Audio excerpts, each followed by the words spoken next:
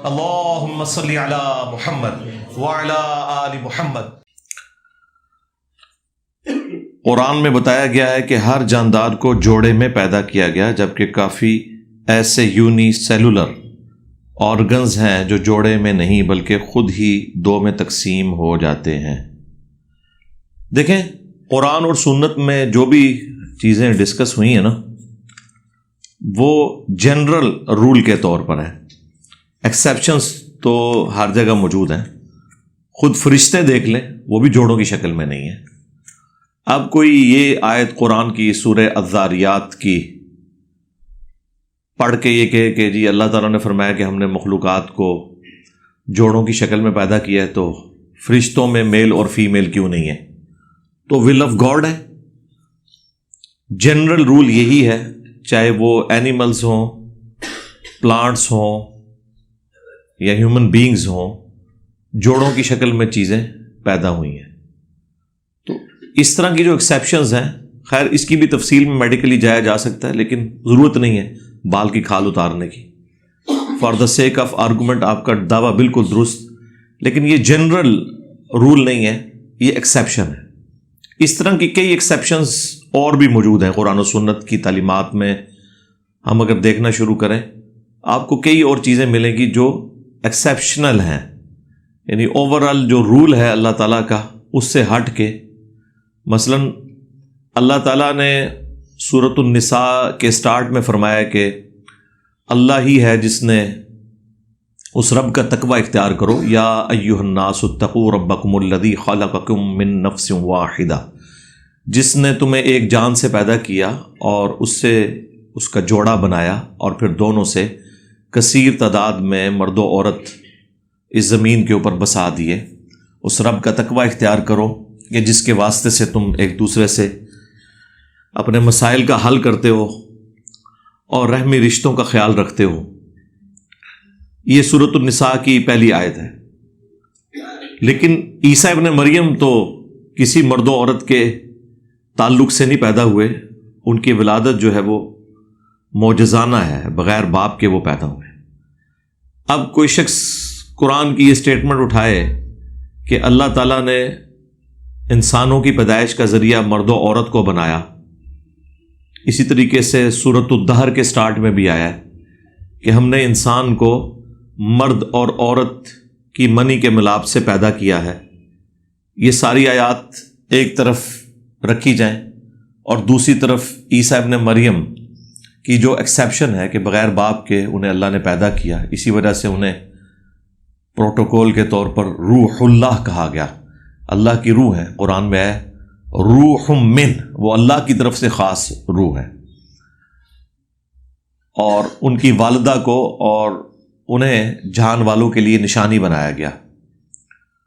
تو یہ ایک ایکسیپشن ہے۔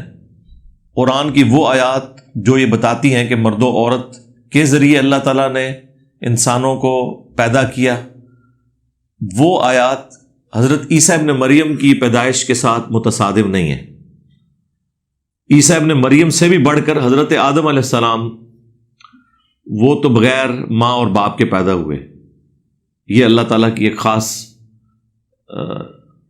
حکمت تھی، اور یہ سارے معاملات آگے چلے۔ اچھا، اس میں بعض لوگ پوچھ رہے ہوتے ہیں کہ بہن اور بھائی کا رشتہ جو ہے وہ حرام ہے، تو پھر یہ آگے نسل کس طرح چلی؟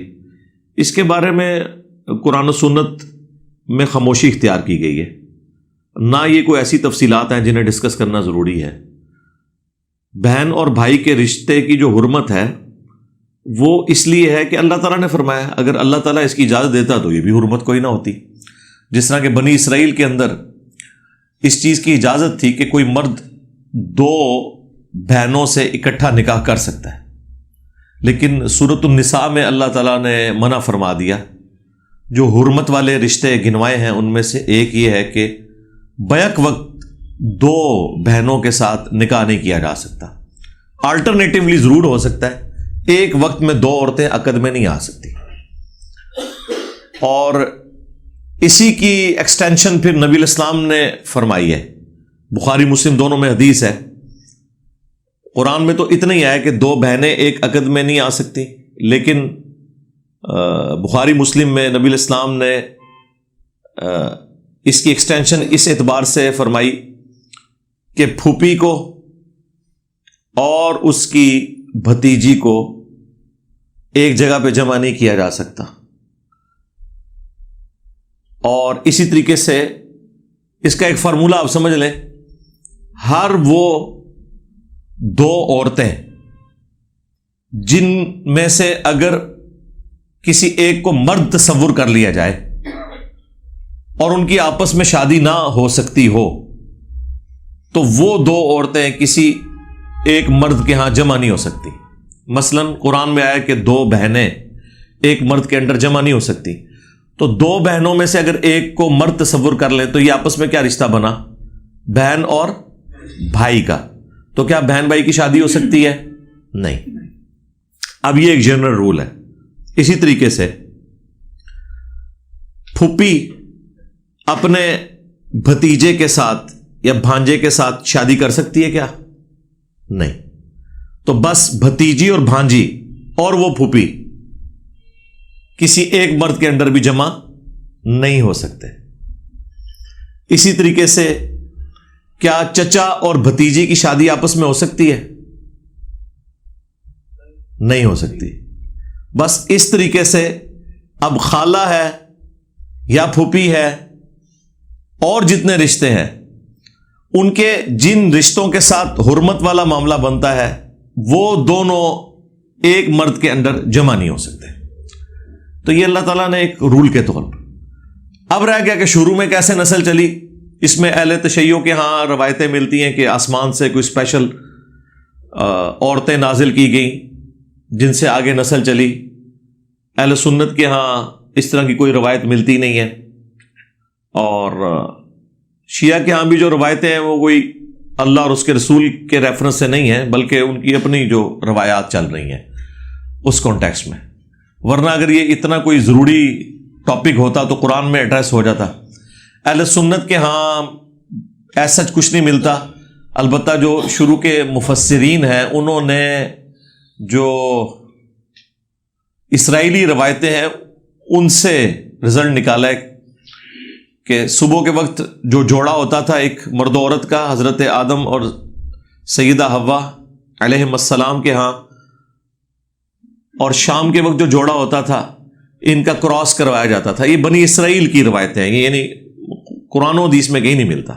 یعنی صبح کے وقت جو لڑکا پیدا ہوا اس کی شادی شام کے وقت جو لڑکی ہے اس کے ساتھ، اور اسی کانٹیکسٹ میں وہ کہتے ہیں وہ قابیل اور حابیل کی آپس میں جو لڑائی ہوئی، حالانکہ قرآن نے اس لڑائی کی وجہ اس طریقے سے کھول کر بیان نہیں کی، صرف اتنی کی ہے سورہ المائدہ کے اندر کہ ایک نے نظر پیش کی اللہ کے ہاں، وہ قبول ہو گئی، دوسرے کی قبول نہیں ہوئی۔ ان کی آپس میں جیلسی فیکٹر تھا جس کی وجہ سے قابیل نے حابیل کو قتل کر دیا۔ حضرت آدم علیہ السلام کے دو بیٹے تھے، اور یہ سارے کا سارا معاملہ پھر آگے قتل و غارت والا جو ہے وہ اسی کے سر پہ۔ بخاری مسلم میں حدیث ہے جب بھی کوئی کسی کو اس طرح ناحق قتل کرتا ہے تو اس کا عذاب اس پہلے قاتل کے اوپر بھی ہوتا ہے جس نے اس سارے معاملے کو آغاز کے طور پر کیا تھا۔ تو اس طرح کی جو چیزیں ہیں نا ان اٹینڈڈ چھوڑی بھی، ان کے اوپر تباہ آزمائی کرنے کا فائدہ اس لیے نہیں ہوتا کہ ان میں سے نکلنا کچھ نہیں ہوتا۔ اگر سپوز یہ انفارمیشن حاصل بھی ہو جائے تو اس میں سے نکلے گا کیا؟ آپ کی صرف ایک علمی شہوت پوری ہوگی۔ قرآن و سنت کی جو تعلیمات ہیں وہ رزلٹ اورینٹڈ ہے۔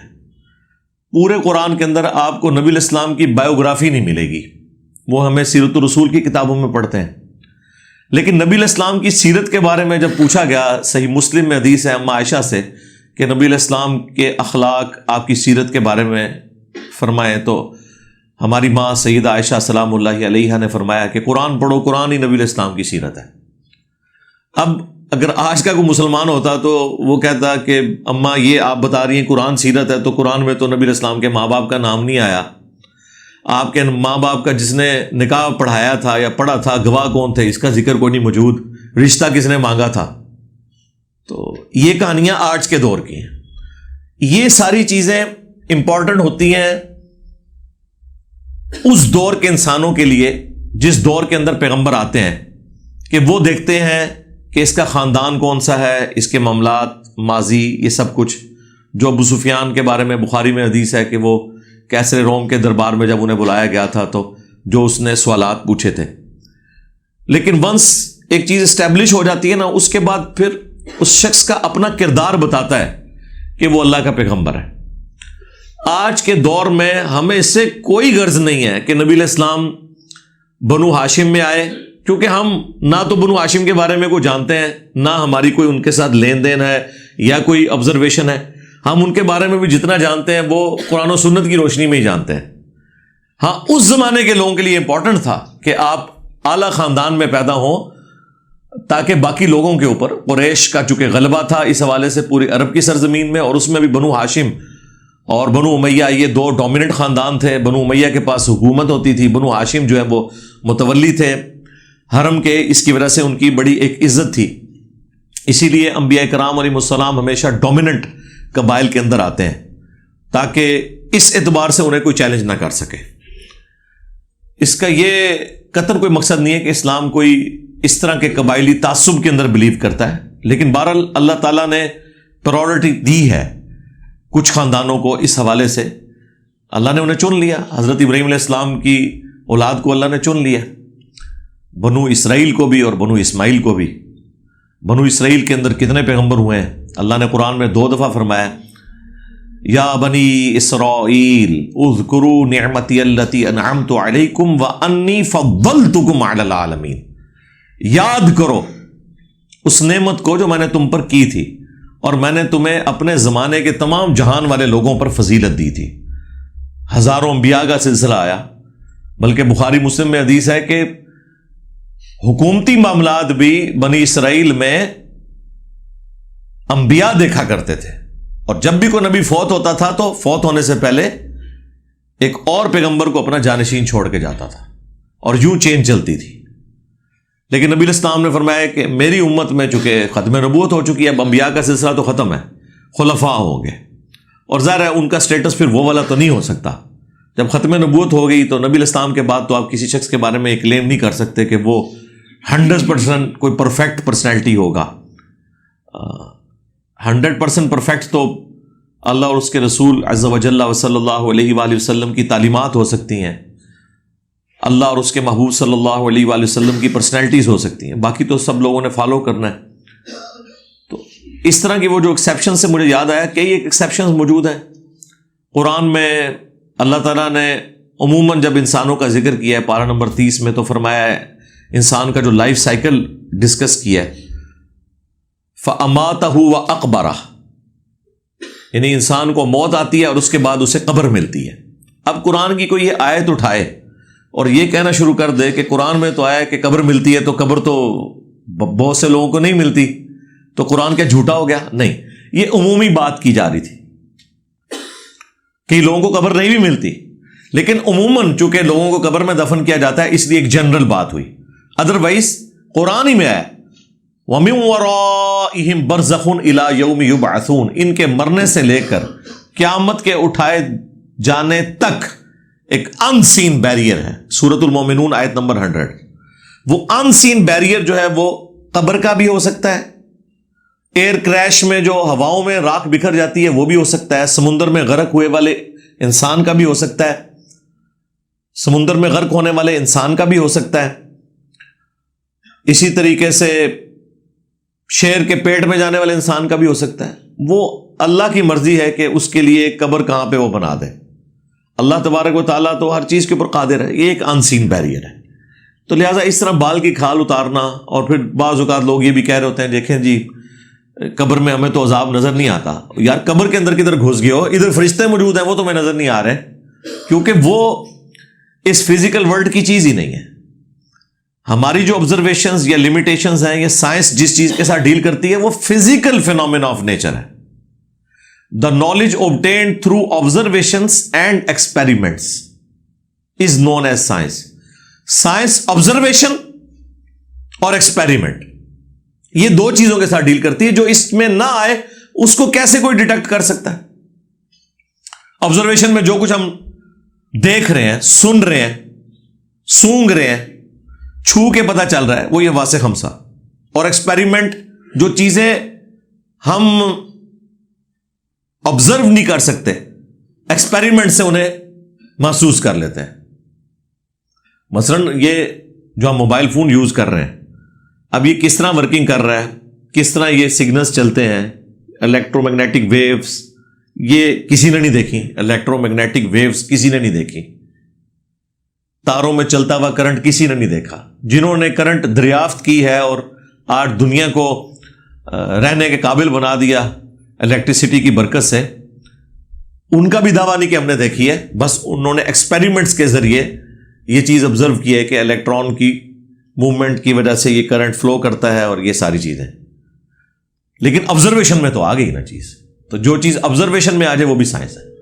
فرشتے جو ہیں وہ چونکہ اس فزیکل ورلڈ کی چیز نہیں ہے، نہ وہ آبزرویشن میں آئیں گے نہ ایکسپیریمنٹ میں آئیں گے.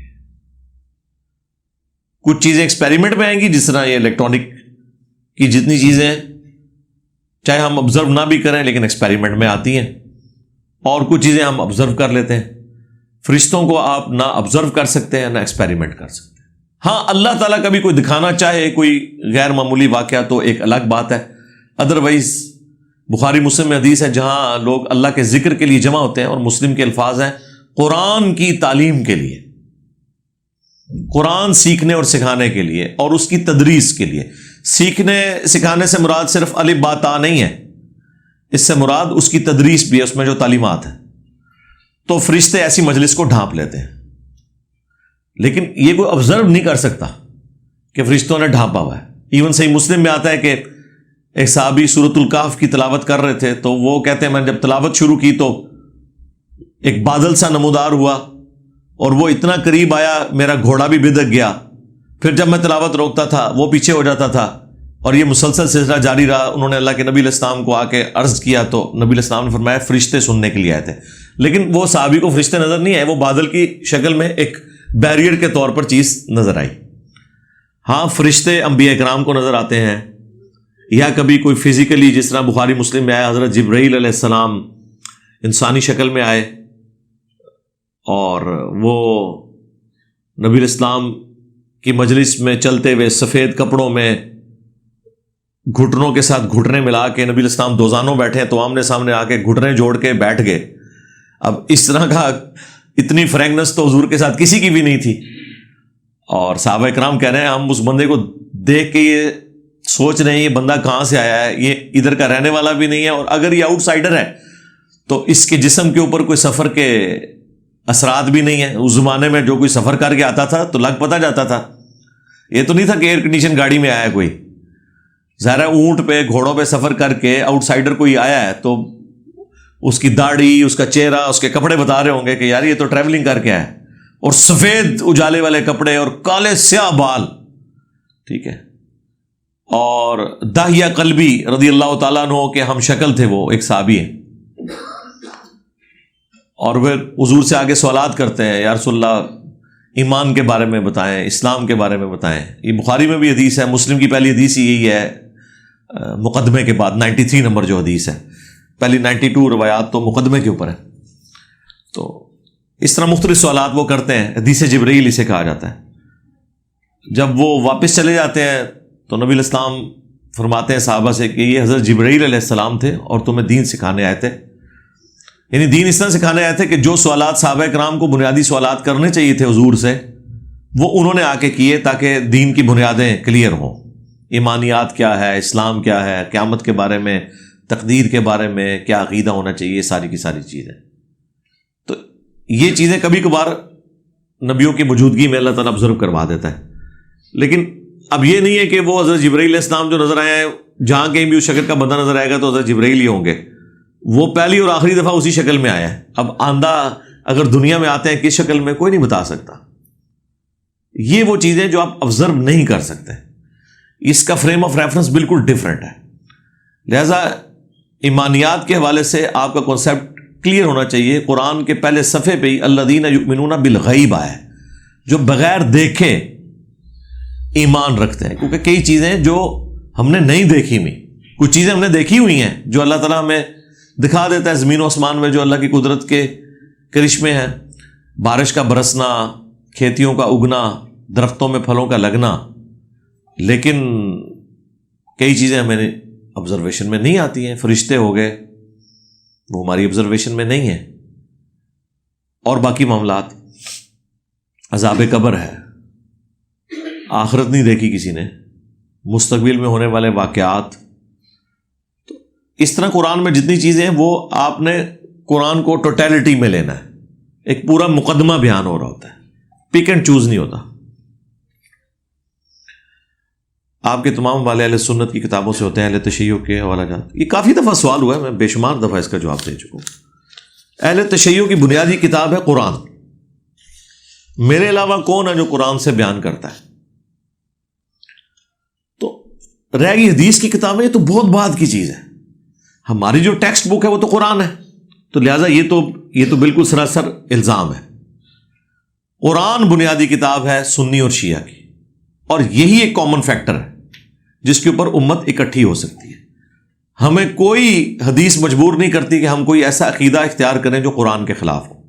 جب سنی اور شیعہ کی بنیادی کتاب بھی قرآن ہے، حجۃ الوداع کے موقع پر بھی قرآن اور نبی علیہ السلام کی سنت، غدیر خم پر قرآن اور اہل البیت، ہر چیز سینٹرڈ اراؤنڈ قرآن ہے. تو یہ بالکل غلط بات ہے کہ شیعہ کی کتاب نہیں سب سے اوپر رکھی ہوئی ہے. سنی اور شیعہ کی کتاب قرآن ہے. رہ گئی حدیث کی کتابیں تو اس کے ذیل میں بیان کی جاتی ہیں.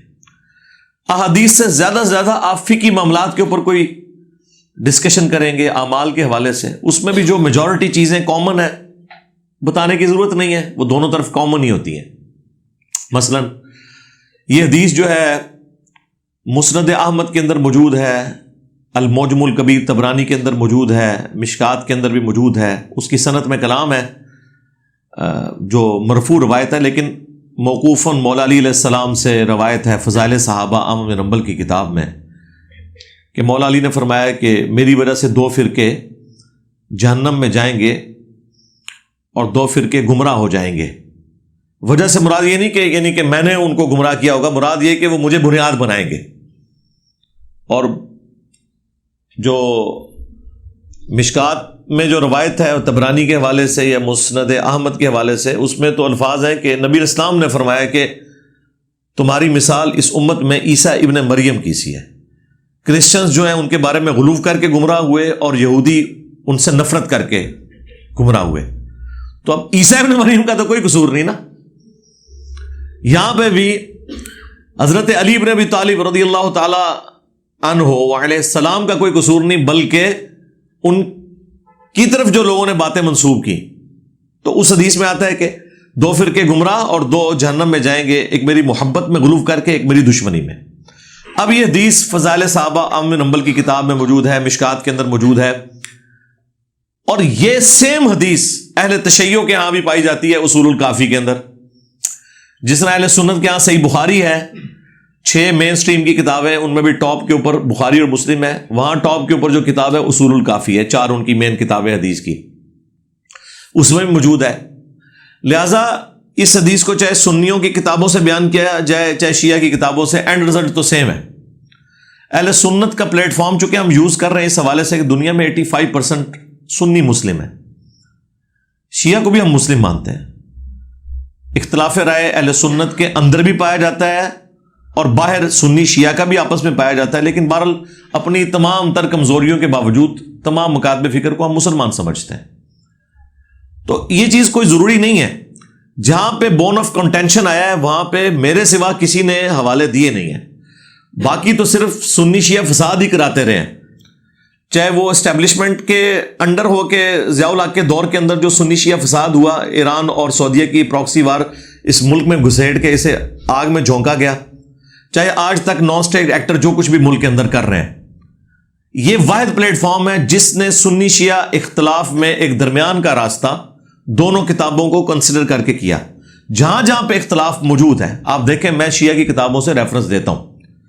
خلفائے ثلاثہ کا جہاں پہ ایشو آیا، ایک غالی رافضی نے جب سیدنا ابوبکر صدیق رضی اللہ تعالیٰ عنہ کی توہین کی تو میں نے کاؤنٹر نیریٹو کے اوپر ایک پوری ویڈیو ریکارڈ کرائی جس میں میں نے 7 ریفرنسز نہج البلاغہ سے دیے جو اہل تشیع کے ہاں اتنی مقبول کتاب ہے کہ ان کی حدیث کی کتاب اصول الکافی کو بھی اتنی مقبولیت نہیں ملی جو مولا علی علیہ السلام کے خطبات کا مجموعہ نہج البلاغہ. تو میں نے اس سے سارے ریفرنسز دیے خلفائے ثلاثہ کی شان کے اندر اور مختلف ٹاپکس کے اوپر، چاہے وہ ماتم کا ایشو ہو، عقیدہ امامت ہو، یہ ساری چیزیں میں نے ڈسکس کی. تو جتنے بنیادی چیزیں وہ تو ہم ڈسکس کر چکے ہیں، اب اس میں سے مزید اور کوئی چیز نکالنے کی ضرورت نہیں ہے. ان سارے ٹاپکس کے اوپر میں ہی تو بات کرتا ہوں، باقی سب لوگ تو صرف الزامات لگاتے ہیں. ہمارے پاس یہاں پہ ایک سنی عالم کچھ عرصہ پہلے ہو کے گئے ہیں، مفتی فضل ہمدرد صاحب حفظہ اللہ تعالی. وہ ان کے والد صاحب بریلوی عالم ہیں، خود بریلویوں کے مدرسے میں پڑھے مفتی منیب الرحمان صاحب کے. اس کے بعد وہ دیوبند کے مدرسے میں بھی پڑھتے رہے، مفتی طارق مسعود صاحب کے مدرسے کے اندر، اور الٹیمیٹلی پھر وہ یعنی علماء کے اس سیٹ اپ سے متنفر ہو کے ایک آزاد خیال ہو گئے. بہرحال ڈگری انہوں نے لے لی ہے. یعنی جو لوگ کہتے تھے نا ڈگری ہو، تو جو ڈگری والے ان کے اوپر مسلط ہو رہے ہیں وہ ہم سے زیادہ، بلکہ ہم تو خطرناک ہیں، وہ خطرے ناک ثابت ہو رہے ہیں، کیونکہ ان کے لیے تو کوئی بہانہ بھی نہیں نہ رہا. تو وہ مفتی فضل صاحب کہتے ہیں میں جب بھی کسی سنی عالم سے رابطہ کرتا ہوں کہ بھائی میں نے آپ سے سنی شیعہ اختلاف ڈسکس کرنا ہے تو آپ مجھے ٹائم دیں، تو ساروں کا جواب ایک ہی ہوتا ہے کہ جی آپ ہمارے پاس آ جائیں، ہم آپ کو بتائیں گے کہ شیعہ کے اندر خرابیاں کیا ہیں. وہ کہتے ہیں یار میں آپ سے یہ پوچھنے آ رہا ہوں کہ شیعہ جو آپ کے بارے میں کلیم کرتے ہیں، آپ اپنا دفاع کریں کہ ہم سنی یوں نہیں ہیں جو آپ کہہ رہے ہیں، بلکہ ہمارے اندر یہ چیزیں نہیں ہیں. وہ کہتے ہیں یہ تو ہم نہیں ڈسکس کر سکتے. کیوں؟ چور کی داڑھی میں تنکا. کتنی حیران کن بات ہے. آپ حالت دیکھیں لوگوں کی کہ وہ ان سے پوچھ رہے ہیں کہ بھئی ہم آپ سے آپ کا فرقہ ڈسکس کرنے آ رہے ہیں. وہ کہتے ہیں آپ واحد بندے ملے ہیں جن سے ہم نے جب رابطہ کیا کہ ہم نے سنیوں کے ایشو ڈسکس کرنے ہیں، جو اہل تشیع آپ کے بارے میں غلط الزامات لگاتے ہیں. تو ہم نے انہیں کہا کہ رکو ذرا، صبر کرو، ہم صرف یہ ڈسکس نہیں کریں گے بلکہ ہم یہ بھی بتائیں گے کہ ہمارا شیعہ کے ساتھ کیا مسئلہ ہے، اور آپ کو یہ بھی بتائیں گے کہ وہ ہمارے اعتراض کے جواب میں کیا کہتے ہیں، اور ہم آپ کو یہ بھی بتائیں گے کہ اس کے جواب میں ہم کیا کہتے ہیں. ہر چیز کھول کے سامنے رکھیں گے. تو وہ آلموسٹ کوئی 2 گھنٹے کی ان کے ساتھ ویڈیو ریکارڈ ہوئی تھی. وہ ان کے آفیشیل چینل کے اوپر اپلوڈ ہو چکی ہے، ہمارے بھی چینل سے انشاءاللہ. انہوں نے کہا تھا 1 مہینے کا وقفہ کر کے آپ اپلوڈ کریں، تاکہ وہ چاہ رہے تھے ہمارے چینل کے اوپر اس کی ویورشپ اچھی آ جائے. تو انہوں نے کہا تھا 25 نومبر سے پہلے آپ نے اپلوڈ نہیں کرنا. میں نے کہا جی 25 نومبر چھوڑ دیں، ہم نومبر میں کریں گے ہی نہیں، ہم دسمبر میں کریں گے. دسمبر بھی آج دیکھ لیں، 11 دسمبر ہوگی، ابھی تک اپلوڈ نہیں کی. انشاءاللہ اس ویک میں ہو جائے گی. 30 questions of مفتی Fazal Hamdard with engineer Muhammad Ali Mirza on Sunni Shia conflict. تو آپ دیکھیں میں نے ہر حوالے سے ان چیزوں کو ڈسکس کیا. تو اس لیے ہماری کوشش ہوتی ہے کہ جو مین سٹریم ہے اس کے حوالے دیے جائیں، اور جہاں پہ کنفلکٹ آئے وہاں پہ ضرورت ہے. جہاں پہ اخلاقیات، معاملات، عبادات میں ایک طرح کی چیزیں پائی جاتی ہیں، وہاں ضروری نہیں ہوتا کہ آپ دونوں طرف کی کتابوں کے حوالے دیں. وہ ویسٹیج آف ٹائم ہوتا ہے، کیونکہ ایگریڈ اپان چیزیں ہیں نا. تو اس میں جو مین سٹریم کے لوگ ہیں ان کی کتابوں کے حوالے دینے چاہیے. جہاں کنفلکٹ ہے وہاں ہم دے دیتے ہیں. اب نماز کے طریقے کے اوپر جب میں نے ویڈیو ریکارڈ کرائی ہے تو آپ دیکھیں میں نے دونوں طرف سے چیزوں کو ایڈریس کیا ہے، اور یہ ثابت کیا کہ بیسک سٹرکچر نماز کی سنی شیعہ کی سیم ہے. جو چند ایک اختلافات ہیں اس میں نے آپ کو حق راستہ بتایا. اسی طریقے سے پاؤں پہ مسح کرنے کے حوالے سے میں نے تفصیلی ڈسکشن کی. نمازوں کو جمع کرنا اس کے حوالے سے میں نے ڈسکشن کی، اور درمیان کا راستہ بتایا کہ شیعہ کے ہاں بھی نمازیں جمع کرنا صرف اجازت ہے، افضل الگ وقت میں پڑھنا ہے. ابھی یہ ویڈیو اپلوڈ ہوئی ہے، اس میں مولا علی علیہ السلام کا میں نے وہ خط نہج البلاغہ شیعہ کی کتاب سے ہی پیش کیا نا، مکتوب نمبر 52، جس میں مولا علی نے اپنے گورنروں کو خط لکھا ہے، جس میں 5 نمازوں کے الگ الگ ٹائم بتائے ہیں کہ تم نے فجر اس ٹائم پڑھانی ہے، ظہر اس ٹائم پڑھانی ہے، عصر اس ٹائم. اب اس کے بعد کیا مطلب جواز رہ جاتا ہے کہ ایک ضد بنائی ہوئی ہے کہ نمازوں کو جمع کر کے پڑھنا ہے. اور اہل سنت کی میں نے بخاری شریف سے بھی اور مسلم شریف سے 10 احادیث میں نے اوپر تلے ساری تفصیل کے ساتھ بیان کی ہیں کہ بھئی نبی علیہ السلام نے امت کو اجازت دی ہے امت کی آسانی کی خاطر، تاکہ کوئی تنگی باقی نہ رہے، تمام قسم کے لوگ اس امت میں موجود ہوں گے۔ نبی علیہ السلام نے اجازت دی ہے کہ زور اور اثر بھی اکٹھی پڑھی جا سکتی ہے اور مغرب اور عشاء بھی۔ تو اب یہ خام خواہ ایک سنیوں کی ضد کہ اکٹھی نمازیں پڑھنا گناہ ہے، یہ قرآن کی مخالفت ہے، یہ جتنا ڈھکوسلا انہوں نے کیا ہوا تھا نا، اور قرآن کی آیات سے دھوکہ دیتے تھے، ایک ایک چیز کا جواب میں نے دیا ہے۔ تو الحمدللہ یہ سارے معاملات ہو رہے ہیں، لیکن کام اس طریقے سے ہوگا جس کی کوئی آؤٹ پٹ نکلے۔ ہم نے آپ کی مرضی کے مطابق نہیں چلنا، ہم نے چلنا ہے جس کام کا کوئی فائدہ ہوگا۔ اگر ایک کام کا فائدہ نہیں اور فضول اپنے ٹائم کا ضیاع کرنا ہے، اس میں سے نکلنا کچھ نہیں ہے، تو ان چیزوں کے لیے میں ایفرٹ پٹ نہیں کرتا، یہ میری نیچر میں ہی نہیں ہے۔ اس کی وجہ یہ ہے کہ چونکہ میری ایک دنیاوی تعلیم ہے، میکینیکل انجینئرنگ میں نے کی ہوئی ہے، تو انجینئرز ہمیشہ پریکٹیکل لائف کے لوگ ہوتے ہیں، رزلٹ اورینٹڈ ہوتے ہیں، اور فائدہ بھی انہیں چیزوں کا ہوتا ہے۔ باقی آپ علمی بحثیں جتنی مرضی کرتے ہیں ان کا رزلٹ کوئی نہیں نکلتا، علمی شاوت ہی پوری ہوتی ہے، تو اس کا تمہارے پاس ٹائم نہیں ہے کہانیاں کروانے کا۔ میں قطر سے ملنے آیا ہوں صرف آپ سے، میرا سوال ہے کہ میں اہل سنت سے تعلق رکھتا تھا، اور جب سے آپ کے بیان سنے میں کس فرقہ کو فالو کروں؟ بچ جائیں جی فرقوں سے، اللہ کا شکر ادا کریں، اس لعنت سے آپ باہر نکلیں۔ مطلب آپ مجھ سے یہ کہہ رہے ہیں کہ میں ایک فرقے سے نکلوں تو اب میں اور کس گندے تالاب میں چھلانگ ماروں؟ تو یہ تو کام کرنے کی ضرورت ہی نہیں ہے۔ یہ کون سی دین کی خدمت ہے فرقوں کے اندر گھس جانا؟ قرآن تو پورا اس کے خلاف ہے۔ وَاعْتَصِمُوا بِحَبْلِ اللَّهِ جَمِيعًا وَلَا تَفَرَّقُوا، تم سب کے سب مل کر اللہ کی رسی کو مضبوطی سے تھام لو اور فرقوں میں مت بٹو۔ اس آیت کے اوپر کسی نے عمل نہیں کرنا، صرف انجینئر صاحب نے عمل کرنا ہے۔ اور اللہ کی رسی صحیح مسلم میں نبی علیہ السلام نے بیان فرما دیا کہ وہ قرآن ہے۔ ہر کوئی اللہ کی رسی ڈیفرنٹ بیان کرتا ہے۔ ہمارے بریلوی بھائی کہتے ہیں وہ دیکھا جی رسی ہوتی ہے نا جی، رسی کے اندر چھوٹے چھوٹے ریشے ہوتے ہیں، پھر مل کے ایک رسی بنتی ہے، وہ ایک رسی جو ہے وہ بابوں کی محبت کی ہے، ایک رسی جو ہے وہ نبی کی محبت کی ہے، ایک اللہ کی محبت کی، حالانکہ اللہ نبی سے کوئی کسی کا لینا دینا نہیں ہے، بابے ہی ہوتے ہیں سب کچھ ان کے۔ تو اللہ کے بندو، مطلب یہ بتایا جا رہا تھا کہ اس میں سے ریشے نکال لیں، ریشے ہی تو نکال دیے تم نے، وہ رسی ایک ہے، وہ اللہ کی کتاب ہے۔ وہ صحیح مسلم میں جو غدیر خم کی حدیث ہے قرآن اور اہل بیت، اس میں نبی علیہ السلام نے فرمایا قرآن اللہ کی کتاب ہے، یہ اللہ کی رسی ہے، جو اسے پکڑے گا ہدایت پر ہوگا، جو چھوڑ دے گا وہ گمراہ ہو جائے گا۔ تم اللہ کی کتاب کو پکڑو، اپنا تعلق اس کے ساتھ مضبوط کرو، اللہ کی کتاب اللہ کی رسی ہے۔ یہ اوپر سے 4 احادیث ہیں صحیح مسلم میں۔ اور دوسری بھاری چیز میرے اہل البیت ہیں، میں اپنے اہل البیت کے معاملے میں تمہیں اللہ کا خوف دلاتا ہوں۔ 3 دفعہ نبی علیہ السلام نے فرمایا، لیکن امت بالکل الٹ چلی، نہ قرآن کو پکڑا نہ اہل بیت کو زندہ چھوڑا، بالکل الٹ چلی امت۔ تو قرآن اللہ کی رسی نبی علیہ السلام نے خود بیان فرما دیا۔ اور دیکھیں رسول اللہ کو سینٹرڈ کر کے اللہ تعالیٰ نے قرآن میں سورۃ الانعام کے اندر کیا ارشاد فرمایا؟ ان الذین فرقوا دینہم وکانوا شیعا، بے شک جنہوں نے اپنے دین میں فرقے بنا لیے اور اپنے آپ کو گروہوں میں بانٹ لیا، لست منہم فی شیء، اے نبی آپ کے ساتھ ان کا کوئی تعلق نہیں ہے۔ بے شک وہ کہتے رہے کہ غلامی رسول میں موت بھی قبول ہے، لبیک یا رسول اللہ کہتے رہے، ٹھیک ہے جی، نعرہ تکبیر لگاتے رہے، جو مرضی، آپ کے ساتھ ان کا کوئی تعلق نہیں۔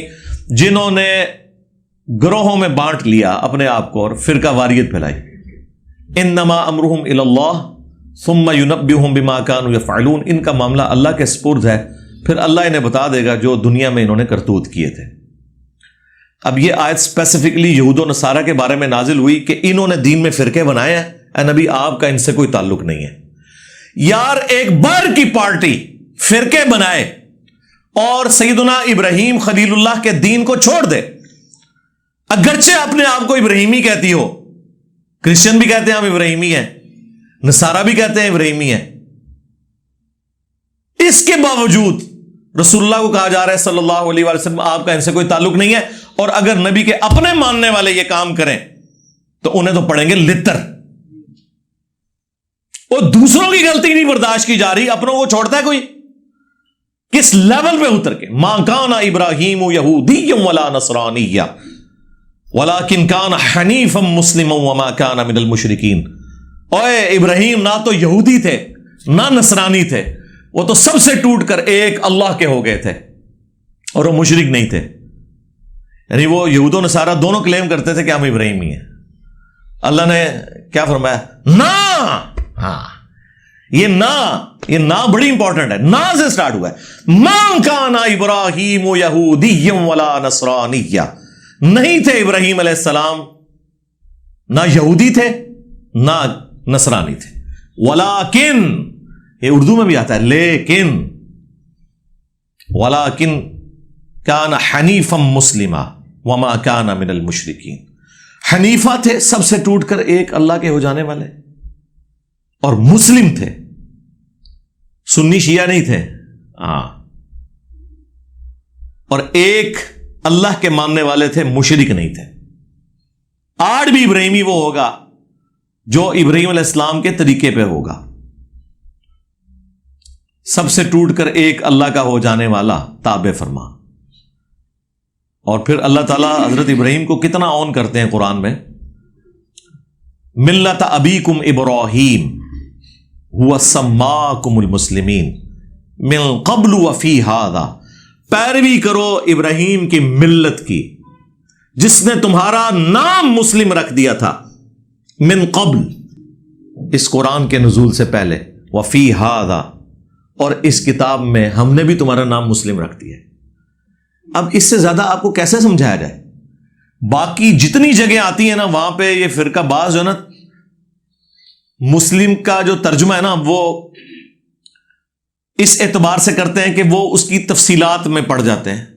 ہم کہتے ہیں نا قرآن میں ہے یا ایھا الذین آمنوا اتقوا اللہ، یا ایھا الذین آمنوا اتقوا اللہ حق تقاتہ ولا تموتن الا وانتم مسلمون. اے اہل ایمان، اللہ کا تقوی اختیار کرو جیسا کہ تقوی اختیار کرنے کا حق ہے، اور تمہیں موت نہ آئے مگر اس حال میں کہ تم مسلم مرنا. تو وہ کہتے ہیں یہاں مسلم سے مراد ہے اللہ کے تابع فرمان ہو کر، یعنی اللہ کے سامنے سر تسلیم خم کرتے ہوئے مرنا. لیکن مرنا بریلوی، مرنا دیوبندی، مرنا اہل حدیث، مرنا شیعہ، لیکن پکے شیعہ ہو کے مرنا، پکے سنی ہو کے مرنا. مسلم کا مطلب ہے تابع فرمان ہو کر. اب مجھے بتائیں تابع فرمان اللہ اور اس کے رسول عز و جل و صلی اللہ علیہ وآلہ وسلم کا وہ ہوگا جو ان کا کہنا مان رہا ہے، یا وہ ہوگا جو بالکل الٹ چل رہا ہے؟ جو کہنا مان رہا ہے وَاعْتَصِمُوا بِحَبْلِ اللَّهِ جَمِيعًا وَلَا تَفَرَّقُوا. وہ کہتے ہیں نہیں جی وہ تو حدیث میں آیا کہ 73 فرقے ہو جائیں گے. جی حدیث میں آیا کہ 73 ہو جائیں گے، لیکن یہ تو نہیں کہا کہ بڑھاؤ. یہ دو الگ چیزیں ہیں. غیبی خبر کو انہوں نے عقیدہ بنا لیا. وہ تو سر صحیح مسلم میں آیا کہ قرب قیامت میں عورتیں ایسا لباس پہنیں گی گویا کہ ننگی نظر آئیں گی. یا تو وہ چست لباس ہوگا یا باریک ہوگا. تو اس کا کیا مطلب ہے کہ نبی علیہ السلام نے ہمیں یہ حکم دیا ہے کہ اپنی عورتوں کو ننگا لباس پہنانا ہے، یا یہ مطلب ہے کہ ایسا ہوگا تم نے نہیں کرنا؟ تو سرکار اس کو جوڑ لیں ادھر جو ابو داؤد کے اندر حدیث ہے. ترمذی والی سند کے اوپر کلام ہے وہ جو 73 فرقوں والی ہے، لیکن ابو داؤد والی سند جو ہے وہ مضبوط ہے کہ میری امت کے 72 فرقے جہنم میں جائیں گے اور صرف ایک جنت میں جائے گا. اور وہ نبی علیہ السلام نے اسے فرقہ نہیں فرمایا، فرمایا ہی الجماع، وہ ہوگی جماعت، مین سٹریم کی امت. اور فرق عربی میں کہتے ہیں ٹوٹ کے الگ ہونے کو. ایک درخت سے جب پتا ٹوٹتا ہے نا تو اس پتے کو کہا جاتا ہے یہ فرق ہو گیا. اس سے پتا نہیں کہہ سکتا یہ درخت بھی ایک فرقہ ہے اور میں بھی ایک فرقہ ہوں. سمجھ آئی؟ تو اسلام ایک درخت تھا. نبی علیہ السلام کے مبارک زمانے میں صحابہ اہل بیت ایک گروہ تھے، کوئی فرقے نہیں تھا. جب ان سے ٹوٹ کے لوگ الگ ہوئے، 72 پتے ٹوٹ گئے. اب وہ 72 یہ کہیں گے کہ اس درخت کو ملا کے ہم ٹوٹل 73 فرقے ہیں، یا یہ کہا جائے گا کہ یہ 72 فرق ہیں، وہ اصل ہے. اس لیے میرا چیلنج ہے کسی حدیث میں اس جنتی گروہ کو فرقہ نہیں کہا گیا. وہ ٹیکنیکلی غلط ہے، وہ فرقہ ہو ہی نہیں سکتا. جس سے ٹوٹ کے چیز الگ ہو وہ فرقہ ہوتی ہے، اصل چیز تو اپنی جگہ موجود ہے. سمجھ آئی؟ اس کو آپ فرقہ کیسے کہہ سکتے ہیں؟ یہ لنگوسٹک میں ہی غلط سٹیٹمنٹ ہو جائے گی. اس کے لیے لفظ ہے طائفہ منصورہ. بخاری مسلم دونوں میں حدیث ہے، میری امت کا ایک گروہ قیامت تک حق پر قائم رہے گا اور کوئی نقصان پہنچانے والا انہیں نقصان نہیں پہنچا سکے گا. وہ حق پر قائم رہیں گے یہاں تک کہ قیامت کی صبح ہو جائے. اور امام بخاری نے پتہ ہے اس حدیث کے اوپر کیا باب باندھا ہے؟ ہوا اہل العلم. اس سے مراد وہ لوگ ہیں جو علم والے ہیں. انہوں نے نہیں کہا کہ اس سے مراد بریلوی، دیوبندی، وہابی، شیعہ، سنی ہے. اہل علم ہے. بعض جہادی تنظیمیں اس کے ایک طریق سے اٹھاتی تھی کہ قیامت تک وہ قتال کرتا رہے گا حق کی خاطر، اور وہ ہمارے مال سے، ہمارے بچوں کی جانوں سے کھیلتے رہے. آج وہ FATF کی تلوار میں آ گئے ہیں، اور اب ہماری اسٹیبلشمنٹ اور ہمارے اداروں کو بھی ہوش آئی کہ یہ تو ہمارے بچوں کو ہی مار رہے ہیں. تو ہم نے تو 2013 میں کہہ دیا تھا کہ یہ تانوں لمحہ پان گئے. اس ٹائم ہماری باتیں انہیں بری لگتی تھی. اب تو کہتے ہیں انجینئر صاحب آپ ٹھیک کہتے تھے. تو یہ جہادی تنظیمیں اس حدیث کو جی وہ قتال کر رہے ہیں، لیکن امام بخاری نے ان کا سارا فہم ہی الٹ دیا. انہوں نے اوپر باب باندھا ہوا اہل العلم، یعنی اس سے مراد علمی قتال کرنے والے لوگ ہیں. ہم اس قتال کے مخالف نہیں ہیں، آرمڈ کنفلکٹ کے مخالف نہیں ہیں، لیکن یہ کون سا آرمڈ کنفلکٹ ہے کہ ایک مسلمان دوسرے کو مار رہا ہے فرقے کی بنیاد پہ، لسانیت کی بنیاد کے اوپر، عقیدے کے اختلاف کی بنیاد کے اوپر؟ یہ کون سا اسلام ہے؟ ایون کسی غیر مسلم کی جان بھی نہیں لی جا سکتی ناحق. تو یہ علمی قتال ہے. اس میں وہ والا قتال بھی آ جائے گا جو اسلام کا سمم بونم ہے، ہائیسٹ گڈ ہے، اور علمی قتال. اور یقین مانے پاکستان کو اس وقت علمی قتال کی ضرورت ہے، اس تطہیر کی ضرورت ہے. جو آج آپ کو لوگ بتا رہے ہیں جی کاؤنٹر نیریٹو کریں، جی نیریٹو آپ نے بنایا تھا، کاؤنٹر نیریٹو ہم کریں. ہم تو کر رہے ہیں، اس وقت سے کر رہے ہیں جب آپ وہ والا نیریٹو بنا رہے تھے. ہم اس وقت سے آپ کو کاؤنٹر کر رہے ہیں. آپ ہماری جگہ پہ آگے کھڑے ہو گئے ہیں. اب آپ کو اندازہ ہوا ہے کہ ایک عام بندے کے ہاتھ میں اسلحہ دینے کا کیا نقصان ہوتا ہے، وہ آپ کے سامنے ہے. یہ صرف فوج کا، پولیس کا کام ہے. پولیس کا کام ہے with in country rate of the government کو اسٹیبلش کرنا، اور بارڈرز کے اوپر فوج کا کام ہے کہ وہ اسٹیبلش کرے. اور سیاست میں دونوں کا کوئی دخل نہیں ہے. اور کسی نان اسٹیٹ ایکٹر کو اجازت نہیں ہونی چاہیے کہ وہ اپنی پارٹی اور جتھا بنا کے تو غنڈہ گردی شروع کرتے ہیں. وہی دیکھ لیں جو جہادی انہوں نے پالے ہوئے تھے نا، آج یہ جتنے جیب تراش ہیں نا اور اغوا برائے تاوان کر رہے ہیں اسلحے کے زور کے اوپر، یہ زیادہ تر وہی جہادی تنظیموں کے لوگ ہیں، کیونکہ بے روزگار ہو گئے نا. پہلے بھی ہمیں مار رہے تھے، اب بھی ہمیں ہی مار رہے ہیں. تو یہ فرقہ واریت اسلام میں حرام ہے. لہذا کسی حدیث میں نہیں آیا کہ فرقے بناؤ. وہ تو کہا گیا کہ فرقوں میں بٹ جائے گی، تم نے یہ حرکت نہیں کرنی. یہ ہمیں ڈرایا گیا تھا کہ وہ 73 میں بٹ جائے گی اور 72 فرقے ہوں گے اور ایک گروہ قیامت تک حق پہ قائم رہے گا. اب وہ مجھے بتائیں، وہ گروہ نبی الاسلام کے زمانے میں آپ صلی اللہ علیہ وآلہ وسلم، آپ کے اہل البیت اور صحابہ تھے، اور آج بھی وہ ہوگا جو اللہ رسول صحابہ اور اہل بیت کی بات کر رہا ہے، اور خالی بات نہیں، ان کی تعلیمات کو لے کے چل رہا ہے. اپنے بابوں کی بجائے رسول اللہ کے قدموں میں امت کو لے کے جا رہا ہے. جو ہم عرض کرتے ہیں کہ میرے نبی سا ہے ہی کوئی نہیں، تیرے بابے تھے شے ہی کوئی نہیں. ہاں، کیونکہ تو بابوں کے پیچھے چل رہا ہے. تم لوگوں نے چندے اکٹھے کیے اللہ اس کے رسول کے نام کے اوپر، سواریاں سوار کی مکے اور مدینے کی آوازیں لگا کر، اور پھینکی دیوبند میں، بریلی میں، وہابیت میں، سنیت میں اور شیعت میں. اور دیکھیں کتنا دھوکہ دیا ہے، آوازیں اللہ رسول کی لگائی ہیں. یہ غدار ہیں. لوگ کہتے ہیں جی ان کے ساتھ ذرا نرمی سے بات کریں. ہم سے زیادہ تو نرم ہی کوئی نہیں ہے. حضرت عمر ہوتے تو ان کی گردنیں نظر آتی. ہم تو صرف علمی اختلاف کرتے ہیں. رہ گیا اگر یہ کافر ہونے کی اناؤنسمنٹ کر دیں تو ہم ان کی بات کرنا بھی چھوڑ دیں گے. ٹھیک ہے، مر جائیں کفر کی موت. لیکن اگر آپ اسلام میں رہتے ہوئے نام لوگے اللہ اور اس کے رسول کا تو آپ ہو غدار. تو غداروں کو تو ہم نہیں چھوڑیں گے. آپ کافر مر جاؤ کچھ بھی نہیں کہیں گے. قرآن میں ہے وَلَا تَسُبُّوا الَّذِينَ يَدْعُونَ مِن دُونِ اللَّهِ فَيَسُبُّوا اللَّهَ عَدْوًا بِغَيْرِ عِلْمٍ. لوگوں کے جھوٹے خداؤں کو گالی مت دو، ورنہ وہ تمہارے سچے خدا کو گالی دیں گے بغیر علم کے. ہم نے تو خیر گالی کبھی بھی نہیں دی، لیکن یہ کافروں کے لیے. مسلمانوں نے جو جھوٹے خدا گھڑ لی ہیں، جھوٹے پیغمبر گھڑ لی ہیں، جھوٹے بابے گھڑ لیے قرآن و سنت کے مقابلے پہ، انہوں تو لمبا بنایا جائے گا علمی طور پہ، کیونکہ وہ غدار ہیں، کافر ہو جائیں ٹھیک ہے، آج مجھ سے سرٹیفکیٹ لے لیں، میں کل سے ان کے بارے میں بات کرنا چھوڑ دوں گا، لیکن اگر آپ اسلام کا نام لیں گے اور اسلام کے نام سے دھوکہ دیں گے اس امت کو، تو سرکار غدار کی سزا تو دنیا کے ہر قانون کے اندر یہی ہوتی ہے کہ انہیں ایکسپیل کیا جاتا ہے وہاں سے۔ ہم چونکہ اس طرح کے معاملات میں نہیں اترتے، ہم تو صرف علمی اختلاف کرتے ہیں۔ تو یہ فرقہ واریت ان لوگوں نے پھیلائی ہوئی ہے۔ نبی علیہ السلام کے بارے میں ایک زبردست حدیث مسند احمد کے اندر موجود ہے، اور وہ حدیث مشکات المصابیح کے اندر بھی موجود ہے، مختلف کتابوں میں ہے، لیکن جو صحیح سند ہے وہ مسند احمد کی ہے، مشکات کے اندر بھی موجود ہے۔ بڑی زبردست حدیث ہے یہ۔ نبی علیہ السلام نے زمین کے اوپر ایک سیدھی لکیر کھینچی اور اس کی دائیں بائیں ٹیڑھی لکیریں کھینچی، اور پھر نبی علیہ السلام نے اپنی مبارک انگلی اس سیدھی لائن کے اوپر رکھی اور سورۃ الانعام کی آیت تلاوت کی، وَأَنَّ هَذَا صِرَاطِي مُسْتَقِيمًا، یہ ہے میرا سیدھا راستہ، فَاتَّبِعُوهُ، اسی کی پیروی کرو، وَلَا تَتَّبِعُوا السُّبُلَ، اور ارد گرد کے جو راستے ہیں ان کی پیروی مت کرو، وہ تمہیں اللہ کے راستے سے بہکا دیں گے۔